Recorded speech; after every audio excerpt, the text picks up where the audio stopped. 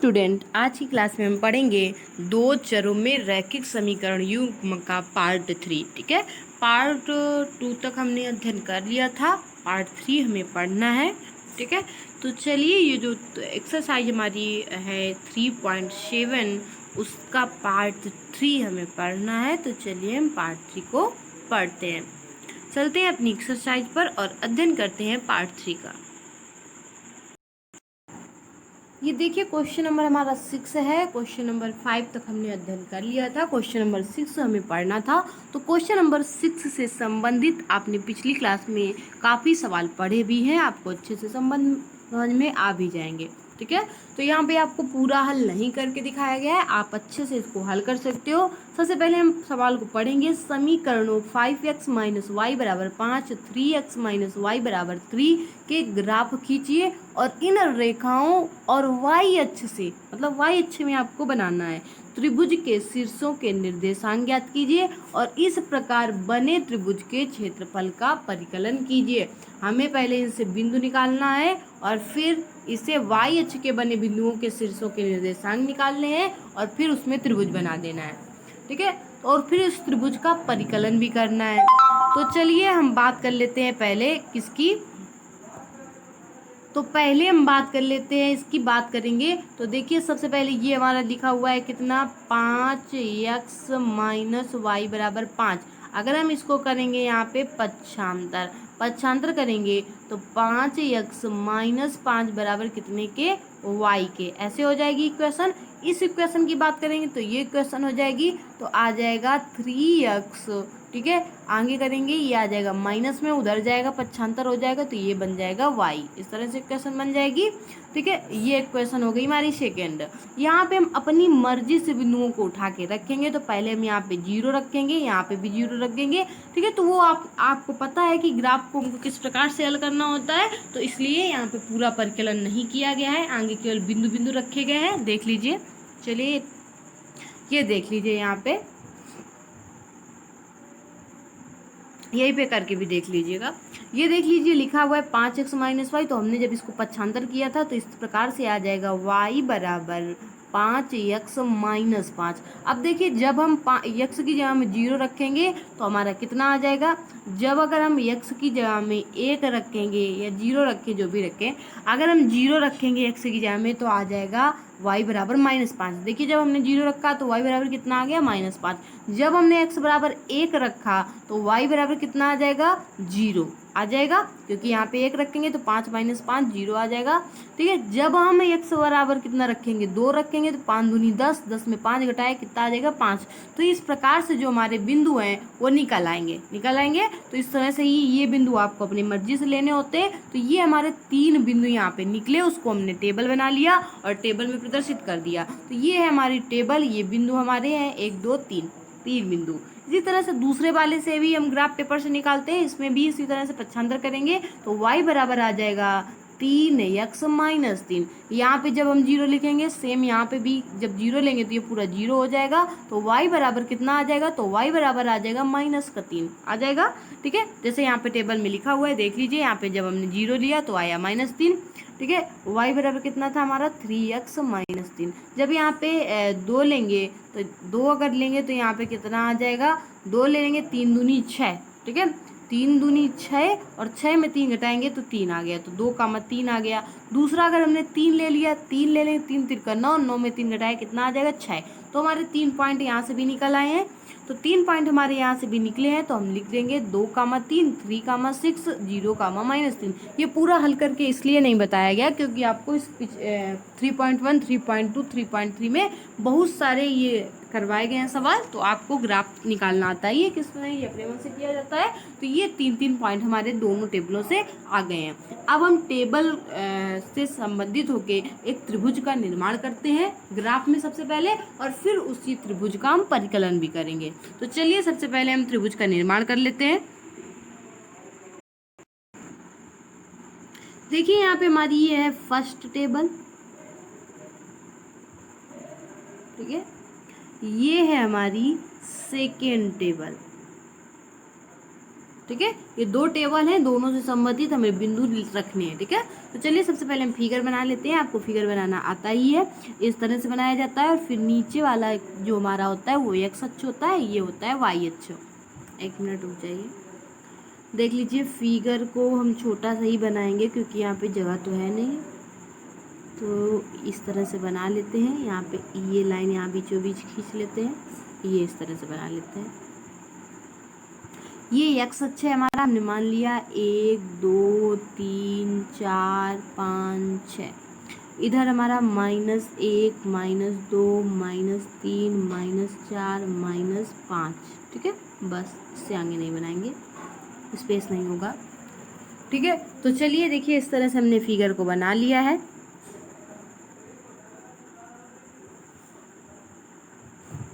आगे हम देखते हैं, तो इधर भी हम लिख देंगे, इधर माइनस वाला आता है तो हम लिख देंगे -1 -2 -3 -4। ठीक है, बस इतना ही करते हैं। आगे इधर करेंगे तो 1 2 कितना हो जाएगा 3 4, यहाँ पे आ जाएगा 5। ठीक है, 5 तक लिख देते हैं। ठीक है, अब 6 तो आएगा नहीं, यहाँ पे कैसे करेंगे, तो 6 हम ऊपर मान लेंगे। मान लीजिए यहाँ कहीं पे 6 है, या फिर से बनाते हैं इसको, देख लीजिए, क्योंकि बस यही तो दिक्कत पड़ती है कि स्पेस नहीं होता है। इसको फिर से देख लेते हैं, इस तरह से हम पहले बना लेंगे। यहाँ नीचे से थोड़ा सा बनाते हैं, नीचे से नहीं बनाते, इस तरह से, ये देखिए इस तरह से बना लेंगे। ठीक है, तो ये आ गया हमारा कितना, -1 -2 -3। एक मिनट, फिर सही से बन नहीं रहा है, ये फिगर बनाने की दिक्कत है क्योंकि स्पेस नहीं है। चलिए बनाते हैं, पर छोटा छोटा सा बनाते हैं।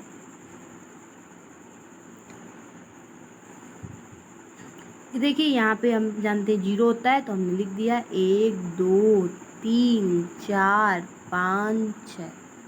यहाँ पे भी कर लिया -1 -2 -3 -4 -5। देखिए यहाँ पे स्पेस नहीं है। ठीक है, तो उसी तरह से बनाया जाएगा चित्र। इसको छोटा छोटा सा हम लिख देते हैं, -1 -2 -3 -4। यहाँ पे लिख देते हैं छोटा सा -5। ठीक है, तो ये -5 तक हमने प्रदर्शित कर लिया है। यहाँ पे ऊपर चलते हैं तो 1 2 3 4 5 और यहाँ पे छोटा सा 6, ये 6 बन गया हमारा। ठीक है, चलिए हमने प्रदर्शित करना है, हमें चित्र प्रदर्शित करना है। सबसे पहले पहली टेबल आपको दिख रही है, हमारी पहली टेबल है, ये हमारी सेकंड टेबल है। ठीक है, पहली टेबल की अगर बात करेंगे हम, तो पहली टेबल के पॉइंट को हम प्रदर्शित कर लेते हैं। पहला है 1, 0, ये है हमारी 1, 0। तो पहले हम उसको प्रदर्शित कर दें, तो देखिए 1, 0 की बात करें तो ये यहीं पे पॉइंट है, ये पॉइंट 1, 0। 1 एक्स पे बात कर रहा है, तो एक ये है हमारा, एक यहाँ पे, तो हम इस पॉइंट को इस यहाँ पे प्रदर्शित कर देते हैं। ये आ जाएगा, यहाँ पे लिख देते हैं 1, 0। ठीक है, अगले पॉइंट को प्रदर्शित करेंगे, तो अगला पॉइंट हमारा क्या हो जाएगा उससे भी देखते हैं। अगला पॉइंट हमारा 2, 5। तो 2 एक्स अक्ष पे बोल रहा है, मतलब यहाँ पे बोल रहा है 5, तो इसके सामने ये देखिए 5 यहाँ पे है हमारा, तो इसको हम सीधे ले जाएंगे 5। और ये 2, ये देखिए 2 इस तरह से ले जाएंगे, ये इस तरह से 5, तो यहीं पे हम इसको प्रदर्शित करते हैं और यहाँ पे लिख देंगे 2, 5। ठीक है, तो इस तरह से ये बिंदु बना लीजिएगा ये। ठीक है, चलिए आगे हम दूसरे अगर बात करते हैं, तीसरा हमारा पॉइंट है 0, -5। अब -5 वाई अक्ष पे है, तो देखिए जो -5 है वो सबसे नीचे है, ये देख लीजिए, ये पॉइंट है -5 का, क्योंकि स्पेस नहीं था यहाँ पे इसलिए छोटा छोटा सा बनाया गया है। ये है -5 और ये है 0। ठीक है, तो हम यहीं पे इस पॉइंट को लिख सकते हैं, तो लिख देंगे 0, -5, ये पॉइंट हो गया एक हमारा। ठीक है, अब आप अपनी कॉपी में सही से बना लीजिएगा क्योंकि यहाँ पे स्पेस नहीं है, तो उसी तरह से बनाया जा रहा है। आगे हम बात करते हैं, फर्स्ट टेबल हमारी कंप्लीट हो गई है। सेकेंड टेबल की, सेकेंड टेबल में पहला पॉइंट है 2, 3, तो 2 तो यहीं पे है और 3 ये है, मतलब इसके सामने हमें बनाना है। तो यहाँ पे बात करेंगे तो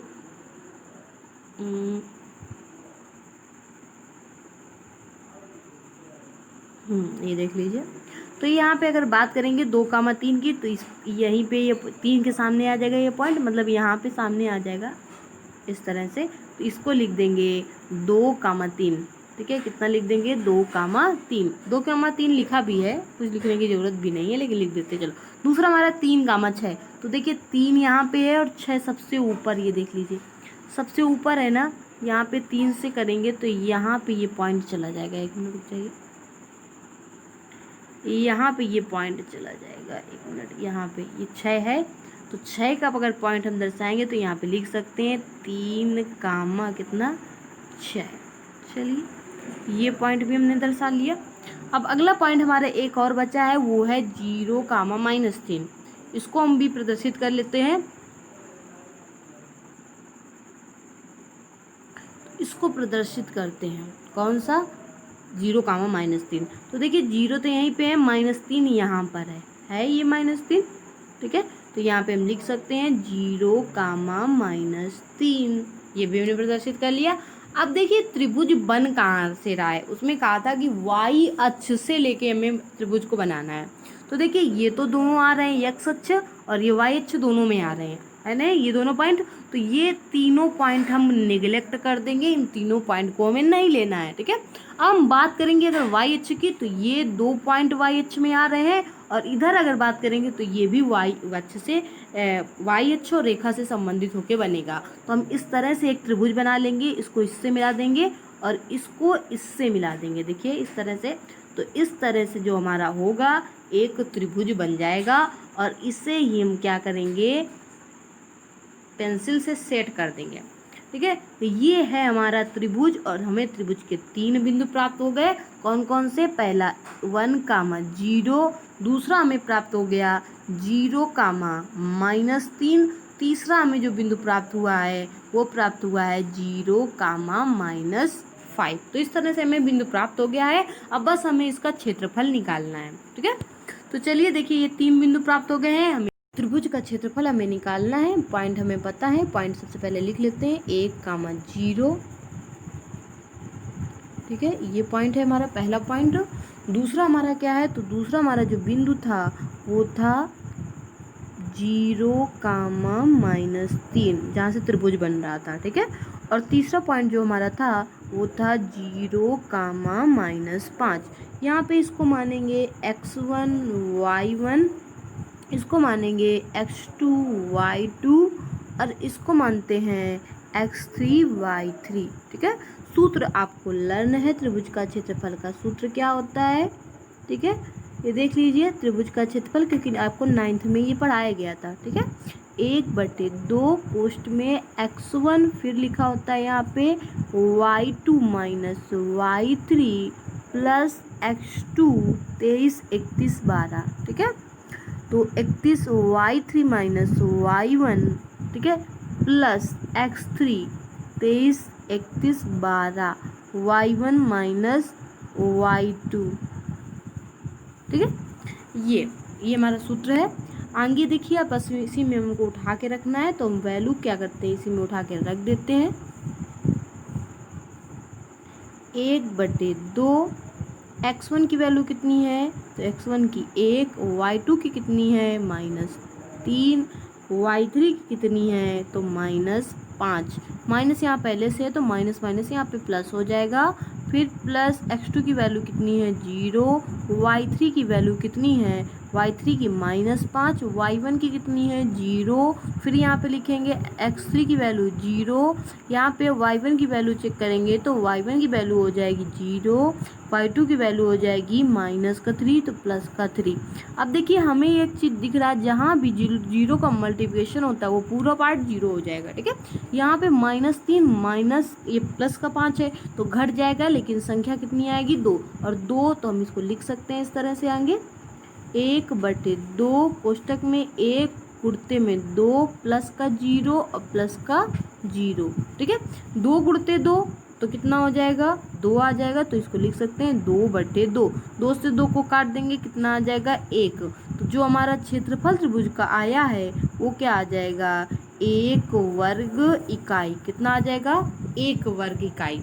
ठीक है। तो हमारा जो राइट आंसर होगा वो होगा 1 वर्ग इकाई। तो हम यहाँ पे आगे लिख सकते हैं त्रिभुज का क्षेत्रफल बराबर हमारा कितना निकला है 1 वर्ग, मतलब ठीक है 1 वर्ग इकाई। ठीक है, ये है हमारा राइट आंसर इसका। ठीक है, तो चलिए यहीं से जो हमारा क्वेश्चन होता है वो होता है फिनिश। चलते हैं अगले क्वेश्चन पे, दूसरे नंबर क्वेश्चन पे चलते हैं। क्वेश्चन नंबर 7 देखते हैं। क्वेश्चन नंबर 7 क्या है उसे पढ़ते हैं। क्वेश्चन नंबर 7 में बोला गया है निम्न रैखिक समीकरण के युग्मों को हल कीजिए। तो पहला क्वेश्चन हमको दिख रहा होगा, आपको दिख रहा है स्क्रीन में, ये लिखा हुआ है P X plus Q Y बराबर जो हमारा है यहाँ पर, एक मिनट, ये है p माइनस क्यू। दूसरा लिखा है Q X minus P Y है, यहाँ पे सही कर लीजिए पी वाई। ठीक है, बराबर p प्लस क्यू। अगला सवाल हमारा ए एक्स प्लस बी वाई बराबर सी। दूसरा है बी एक्स प्लस ए वाई बराबर 1 प्लस सी। और तीसरा नंबर सवाल हमारा है एक्स बट्टे ए माइनस वाई बट्टे बी बराबर 0। और यहाँ पे लिखा है ए एक्स प्लस बी वाई बराबर A square plus B square. ठीक है, अगले क्वेश्चन की बात कर लेते हैं। ये हमारा 4th नंबर है। तो 4th नंबर में कहा गया A minus B X plus B Y बराबर A square minus 2ab minus B square. यहाँ पे A plus B X plus Y A square B square, ये हमारा 4th number question. 5th number question हमारा ये है। तो टोटल हमारे क्वेश्चन है 5th, इसमें हमको इनको हल करके दिखाना है। तो देखिए 5th नंबर तो सरल है, आप सब लोग कर लोगे इसे। वज्र गुणनखंड 20 से करोगे, सबसे सरल विधि होगी और अच्छे से आ जाएगा। चलिए तो पहले नंबर क्वेश्चन को चेक कर लेते हैं। पहला नंबर क्वेश्चन हमारा क्या है? पहला नंबर क्वेश्चन है P X plus Q Y बराबर पी माइनस क्यू। दूसरा है Q X minus P Y बराबर पी प्लस क्यू। तो चलिए इसको हम चेक कर लेते हैं।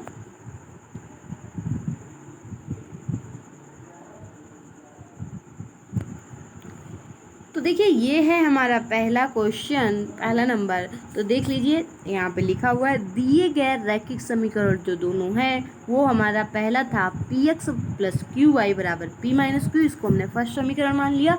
दूसरे को हमने मान लिया Q X plus P Y बराबर पी प्लस क्यू, इसको सेकेंड समीकरण। अब हमें दोनों समीकरणों को बराबर करना होता है उसके लिए, क्योंकि हम विलोपन विधि से इसको हल करेंगे। तो लिख देंगे समीकरण 1 को पी से और समीकरण 2 को क्यू से गुणा करने पर।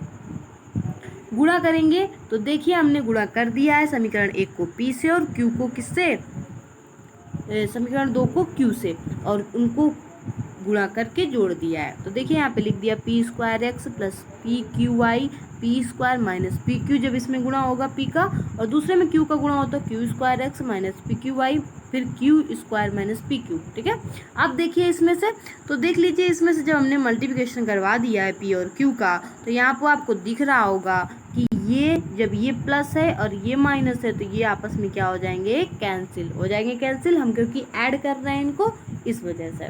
ठीक है, अब आगे अगर बात करेंगे, ऐड करने की बात कर लेंगे, तो देखिए यहाँ पे आपको दिख रहा होगा ये लिखा है P square plus Q square, तो हमने लिख दिया P square plus Q square. ठीक है, अब देखिए ऊपर देख लीजिए यहाँ पर ये जो चिन्ह है ये प्लस का लगा हुआ है, यहाँ पे माइनस हो गया है, इसे सही कर लीजिए, ये प्लस का चिन्ह है। ठीक है, यहाँ पे प्लस का चिन्ह रहेगा। तो देखिए ये माइनस का पी क्यू और ये प्लस का पी क्यू, तो इसको भी कैंसिल कर दिया, क्योंकि जब भी कोई अगर एक माइनस में हो एक प्लस में हो उसको भी कैंसिल कर दिया जाता है, तो इसको भी कैंसिल कर दिया गया है। ठीक है, तो यहाँ पे साइन प्लस का रहेगा। ठीक है, तो यहाँ पे लगा लीजिए प्लस का साइन, और ये कट गया, दोनों कट जाएंगे। अब इनको ऐड करना है, इसको ऐड करना है, दोनों को ऐड कर देंगे। तो ऐड किया तो P square X plus Q square x, इधर ऐड करेंगे तो P square plus Q square, इस तरह से ऐड कर दिया। जब हमने ऐड कर दिया तो देख लीजिए दोनों में क्या कुछ कॉमन मिल रहा है, एक्स मिल रहा है, उसको बाहर रख दिया। अब देखिए पी स्क्वायर क्यू स्क्वायर इधर भी है, दोनों से क्या कर दिया, कैंसिल। ये नीचे ला के कैंसिल कर देते हैं। जब भी कोई किसी के मल्टीप्लिकेशन में होता है वो सामने वाले के बटे में चला जाता है, तो बटे में ले आए और इसको हमने कैंसिल कर दिया। तो एक्स बराबर कितना आ गया, 1। एक्स की वैल्यू जो हमारी 1 आ गई है, तो हम अब करेंगे क्या, तो हम उठा के रख देंगे समीकरण 1 में। ठीक है, समीकरण 1 में एक्स का मान रखने पर, तो लिख दीजिए समीकरण 1 में, ठीक है, x का मान रखने पर। ठीक है, x का मान जब हम उठा के समीकरण 1 में लिखेंगे तो देखिए x की जगह में 1 रख दिया गया है प्लस क्यू वाई बराबर कितना, p माइनस क्यू। जब देखिए ये यहाँ पे 1 है, 1 का मल्टीप्लिकेशन करवाएंगे, सेम वैल्यू रहती है 1 का मल्टीप्लिकेशन करवाने पर, तो ये आ जाएगा P plus Q Y Q I और P माइनस क्यू। यहाँ पे हम लिख देंगे पक्षांतर करने पर। जब हम पक्षांतर करेंगे P जो है वो उधर चला जाएगा, ये यहाँ पे आ गया, प्लस में था, इधर साइड में आएगा, किस में आ जाएगा, माइनस में। देखिए ये P प्लस ये माइनस का कैंसिल हो जाएगा, बचा कितना, केवल हमारा Q बचा, और Q किसका बचा, माइनस का। ठीक है, तो यहाँ पे लिख दीजिए माइनस का Q। ठीक है, माइनस का Q आ जाएगा। तो देखिए यहाँ पे ये क्यू आई, तो हम लिखेंगे y बराबर जब निकालेंगे तो Q बटे माइनस क्यू बटे क्यू, जब इसको कैंसिल करेंगे तो ये आ जाएगा माइनस का 1। तो y बराबर जो आंसर आएगा वो आ जाएगा माइनस का 1। तो y बराबर आंसर क्या आ जाएगा, माइनस का 1, और x बराबर कितना आ जाएगा, 1। इस तरह से हमारे जो आंसर होता है वो होता है कंप्लीट, क्वेश्चन हमारा होता है कंप्लीट। देखिए यहाँ पे सेम आपको जो पहला क्वेश्चन हमने हल किया उसी की तरह सेम हमको ये सेकेंड नंबर क्वेश्चन करना है। तो ये सेकेंड नंबर क्वेश्चन जो है वो आपको अपने आप से हल करना है, इसी की तरह है फर्स्ट नंबर की तरीके, मल्टीप्लिकेशन एक दूसरे में करवा देना है, आपको ये क्वेश्चन हल करना है। ठीक है, तो दूसरा आपको हल करना है। अब हम तीसरा क्वेश्चन हल करेंगे। तीसरा क्वेश्चन हमारा ये देखिए लिखा हुआ है ये और ये, तो अब हमें इसे हल करना है। चलिए चलते हैं तीसरे क्वेश्चन पर, हल करते हैं, देखते हैं। तो देखिए ये हमारा थर्ड नंबर क्वेश्चन है। थर्ड नंबर का सोल्यूशन हम देख लेते हैं। देखिए सबसे पहले हम समीकरण देखते हैं। तो पहला समीकरण ये है हमारा, दूसरा हमारा ये समीकरण। ठीक है, तो अब हम करते क्या है, समीकरण एक से पहले वैल्यू निकाल लेते हैं, उठा के समीकरण 2 में रख देते हैं। समीकरण 1 में हमको दिख रहा है x बटे a माइनस वाई बटे बी बराबर 0 के, तो हम लिख देंगे यहाँ पे इस तरह से, इसको कर सकते हैं समीकरण 1 से। तो यहाँ पे लिख देंगे समीकरण, ये 2 काट दीजिएगा, केवल समीकरण 1 से। ठीक है, समीकरण 1 से हमने किया है तो x a, और इसको यहाँ पे लिख दिया पक्षांतर करने पर, इसका पक्षांतर करेंगे तो आ जाएगा y बटे b आ जाएगा बराबर में। तो जब हम y बराबर निकालेंगे b इसके मल्टीप्लिकेशन में चला जाएगा, तो आ जाएगा x बटे a प्लस b, इतना आ गया y बराबर। अब हम ये y का मान उठा के समीकरण 2 में रख देते हैं, तो रख देंगे उठा के, तो लिख दिया हमने समीकरण 2 में y बराबर b बटे ax प्रतिस्थापन करने पर या रखने पर। ठीक है, ये प्रतिस्थापन विधि है तो इसीलिए लिखा गया प्रतिस्थापित करने पर या रखने पर। ठीक है, उठा के हमने रख दिया y की जगह में, तो यहाँ पे आ जाएगा, यहाँ पहले से b है और यहाँ पे हमने रखा है b बटे ax। जब b का अंदर हम गुणा करवाएंगे तो आ जाएगा b स्क्वायर, और इसके नीचे मान लेंगे 1, लासा ले लेंगे a, लासा कितना आ जाएगा a का a से गुणा करवाएंगे आ जाएगा a स्क्वायर, b का b से गुणा करवा देंगे आ जाएगा b स्क्वायर, बराबर कितने के, a स्क्वायर बटे a square plus b square के। तो a square plus b square से a square plus b square क्या हो जाएगा, कैंसिल, बचेगा कितना, x बटे a बराबर 1 के। तो a बराबर कितने के आ जाएगा, 1 के। तो आंसर जो हमारा आ जाएगा वो मतलब x बराबर कितने के आ जाएगा, 1 के। ठीक है, x बराबर हमारा आ जाएगा a। चलिए आगे देख लेते हैं। तो इस तरह से देख लीजिए, यहीं से कट रहा है वैसे तो, चलिए आगे भी देख लेते हैं। ये देख लीजिए यहाँ से जब a स्क्वायर बी स्क्वायर और a स्क्वायर बी स्क्वायर इस तरह से था, आपने देखा अभी पीछे, ये देख लीजिए यहाँ पे था, तो इस तरह से हमने कहा था, तो इस तरह से ये चला गया इसके बटे में, तो a स्क्वायर से a स्क्वायर भी कैंसिल हो गया, तो x बराबर कितने के आ गया, a के। तो इसे लिख दिया x बराबर a के। अब x बराबर a हमें उठा के रखना है अपने पहले समीकरण में, जहाँ से निकाला था हमने y बराबर b अपान a बटे x में। x बराबर a रखने पर या प्रतिस्थापित करने पर उठा के रख देंगे, a रख दिया, a से कैंसिल कितना आ जाएगा b, तो y बराबर कितना आ गया b। तो इस तरह से हमारी जो वैल्यू निकल के आई है वो आ जाएगी x बराबर a और y बराबर a। यही हमारा हो गया आंसर। तो क्वेश्चन नंबर जो हमारा 3 था सरल था और वो भी हमारा होता है कंप्लीट। अब हम क्वेश्चन नंबर अगले की बात कर लेते हैं। तो क्वेश्चन नंबर 4 की बात कर लेते हैं। क्वेश्चन नंबर 4 हमारा स्क्रीन पर है, ये लिखा हुआ है a minus B X plus a plus B Y बराबर a square minus 2ab minus B square. दूसरा समीकरण हमारा ये है। सबसे पहले हम दूसरे समीकरण में करेंगे क्या, तो दूसरे समीकरण में जो x का गुणा इस पूरे में करवा देंगे, y का गुणा फिर इस पूरे में करवा देंगे, तो इस तरह से आ जाएगा समीकरण 2 जो होगा वो इस तरह से आ जाएगा a plus B X plus a plus B Y बराबर a square plus B square. अब हम समीकरण 1 में समीकरण 3 को घटा देते हैं। जब समीकरण 1 में समीकरण 3 को घटाएंगे तो देख लीजिए यहाँ पे घटाने का चिन्ह लगा देंगे, घटाएंगे जब हम, तो ये जो होगा y y वैल्यू, क्योंकि ये दोनों समान है तो ये होगा कैंसिल। ठीक है, और ये आपस में घट जाएंगी, इसमें ये घट जाएगा। तो चलिए देखिए आगे हमने घटाया है, ये देख लीजिए यहाँ पे ये लिखा हुआ है दोनों में, क्योंकि x कॉमन मिल रहा तो उसको बाहर रख दिया गया, अंदर हमने लिख दिया a माइनस बी, फिर बीचों बीच माइनस का चिन्ह लिख दिया a प्लस बी। ठीक है, इधर a square minus 2ab minus B square, बीच में लगा दिया हमने माइनस का चिन्ह, और ये लिखा है a square plus B square. ये माइनस अंदर चला गया तो यहाँ पे भी क्या हो गया है, माइनस। ठीक है, अब माइनस हो गया। अब देख लीजिए यहाँ पे कुछ मिल रहा कट रहा है, तो a स्क्वायर से a स्क्वायर होगा कैंसिल, यहाँ पे b स्क्वायर और b स्क्वायर जुड़ जाएगा तो आ जाएगा 2b स्क्वायर माइनस का। ठीक है, ये आ गया माइनस का 2ab माइनस 2b स्क्वायर, क्योंकि b स्क्वायर जुड़ गया। यहाँ पे देखिए जब माइनस खोलेंगे अंदर जाएगा माइनस, तो यहाँ पे माइनस हो जाएगा, अंदर भी माइनस हो जाएगा। यहाँ भी देखिए a से क्या हो जाएगा, कैंसिल, और b आपस में जुड़ जाएगा, बन जाएगा माइनस का 2b। तो ये आ जाएगा माइनस का 2b x बराबर minus 2ab minus 2b square. इस तरह से आ जाएगा, दोनों में 2b अब कॉमन ले लेंगे। चलिए आगे देख लेते हैं। तो देखिए यहाँ पे लिख लिया, ये हमारा आया था जब हमने बी जोड़ा तो कितना आ गया, माइनस 2b, और यहाँ पे हमने कहा था 2b कॉमन ले लीजिए माइनस का जब हमने 2b कॉमन लिया तो अंदर कितना बचेगा, a प्लस बी। ठीक है, अब देखिए माइनस का 2b जो है वो नीचे पहुँच जाएगा, तो 2b से 2b क्या हो जाएगा, कैंसिल, तो x बराबर कितना आ जाएगा, a प्लस बी। एक्स की वैल्यू निकल आई, बस a की जब हमारी एक वैल्यू निकल आती है उठा के किसी भी समीकरण में उसको पुट कर देते हैं, रख देते हैं। तो देखिए x का मान हम उठा के रख देंगे समीकरण 1 में, तो लिख देंगे समीकरण 1 में x बराबर a प्लस बी रखने पर, समीकरण 1 में हमने x की जगह रख दिया a प्लस बी। देखिए एक सूत्र बन गया a minus B A plus B, ये सूत्र होता है a square minus B square का, हमने लिख दिया। यहाँ पे एक कोष्ठक में दिए हुए a प्लस बी वाई, इधर साइड में हमारा a square minus 2ab minus B square है, हम यहाँ पे लिख देंगे पक्षांतर करने पर, पक्षांतर कर देंगे, पक्षांतर में a स्क्वायर बी स्क्वायर उधर साइड में चला जाएगा, तो a स्क्वायर माइनस में हो जाएगा, बी स्क्वायर हो जाएगा प्लस में। ठीक है, अब देखिए a स्क्वायर से a square cancel, B square से बी स्क्वायर कैंसिल, बचेगा क्या, तो बचेगा a प्लस बी वाई बराबर माइनस 2ab के, तो y बराबर ये a प्लस बी सामने वाले के बटे में चला जाता है, तो आ जाएगा y बराबर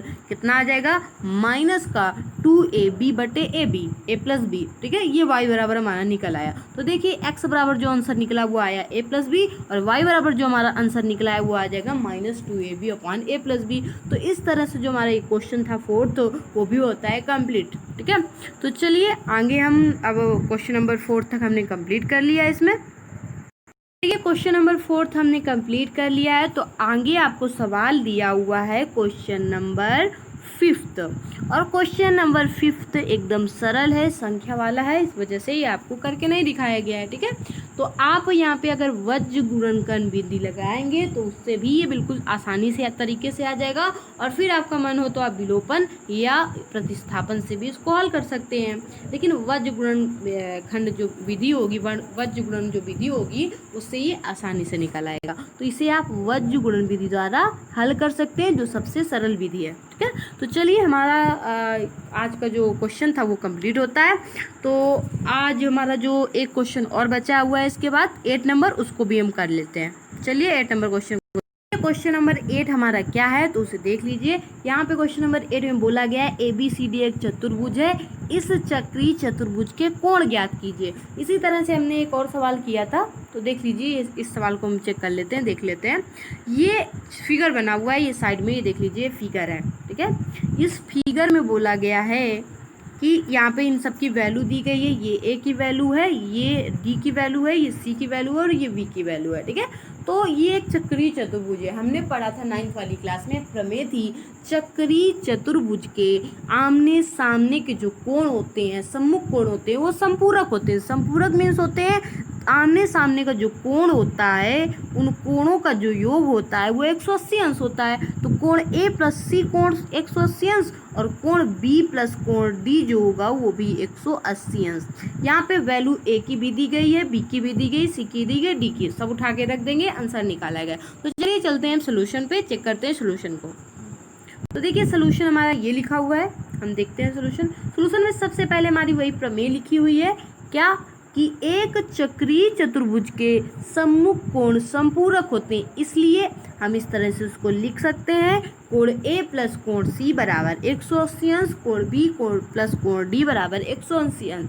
कोण यहाँ पे हमने सबसे पहले कोण A की वैल्यू रख दी, तो कोण A की वैल्यू कितनी थी, 4y प्लस 20, ठीक है। कोण सी की वैल्यू कितनी थी, माइनस का 4x बराबर कितने के, 180 अंश के, ठीक है। 4y प्लस 20, ये माइनस यहाँ पे बाहर आ जाएगा तो माइनस का हम 4x लिख देंगे। तो इस तरह से हमने साइड से लिख दिया है 4y माइनस 4x प्लस 20, और ये पक्षांतर यहाँ से कर दिया, लिख दिया पक्षांतर करने पर, तो 180 माइनस में आ जाएगा, आ जाएगा। देखिए अब घटा दीजिए, तो घटाएंगे तो ये आ जाएगा 4y माइनस 4x माइनस 160 बराबर 0 के। तो अब हम सबने 4 कामन ले लिया सबसे, जब हम इससे सबसे 4 कामन ले लेंगे और 4 हमारा 0 में चला गया, 4 हमारा 0 में चला जाएगा तो आ जाएगा y माइनस एक्स माइनस 40 बराबर 0 के। ये समीकरण नंबर बन गया हमारा फर्स्ट, बना लिया हमने फर्स्ट नंबर समीकरण, ठीक है। ये 4 कामन ले लीजिए, ये लिख दीजिए कि हमने पूरे समीकरण को 4 से भाग दे दिया, बात एक ही है, कामन और भाग एक ही होता है, ठीक है। तो चलिए आगे हम करते हैं दूसरा स्टेप। दूसरा हमारा कोण क्या था, तो दूसरा था हमारा कोण बी प्लस कोण डी। तो अब हम कोण बी और कोण डी की वैल्यू रख देते हैं, तो लिख दिया हमने, और कोण बी की वैल्यू 3y माइनस, यहाँ पे कोण बी प्लस कोण डी बराबर लिख दीजिएगा 180 अंश। तो कोण बी की वैल्यू 3y माइनस 5 है, और कोण डी की वैल्यू है माइनस 7x प्लस 5 बराबर 180 के। खोल देंगे, कोष्टक से बाहर ले आएंगे, तो देखिए इस तरह से आ गया। अब हम इनको हल कर लेते हैं, तो 3 देखिए 5 और ये 5 क्या हो जाएगा, कैंसिल। तो जो इक्वेशन बन जाएगी हमारी वो आ जाएगी 3y माइनस 7x माइनस 180 अंश बराबर 0 के। इस तरह से इक्वेशन हमारी बन जाएगी।